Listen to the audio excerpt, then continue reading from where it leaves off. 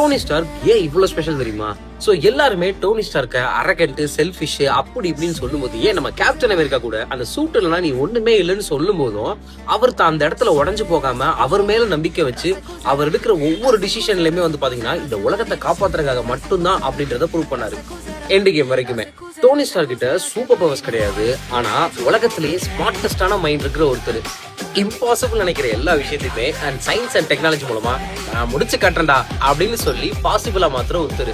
Dhoni star கிட்ட இருக்க இன்னொரு பெட்டர் குவாலிட்டி, அவரு மிஸ்டேக்ஸ் பண்ண பயப்பட மாட்டாரு. இப்ப கேஸ் மிஸ்டேக் பண்ணிட்டா ஃபர்ஸ்ட் அதை அக்செப்ட் பண்ணிக்கிட்டு அதுல இருந்து நான் என்ன லேர்ன் பண்றேன் அப்படின்றத லேர்ன் பண்ணி அடுத்த தடவை இன்னொரு பெட்டர் வெர்ஷனா திரும்ப வருவாரு. ஸோ தட் இஸ் வை நம்ம எல்லாருமே சொல்ற மாதிரி Tony Stark always learns from his mistakes. ஒவ்வொரு வாட்டியுமே தப்பான மிஸ்டேக்ஸ் சரி பண்ணி அதுல இருந்து பெட்டரா மாறுறதே ஒரு தனி குவாலிட்டி தான். ஸோ அதனாலதான் மக்கள் வந்து அயன்மேனை மட்டும் லவ் பண்ணல, டோனி ஸ்டார்க்கே லவ் பண்ணாங்க.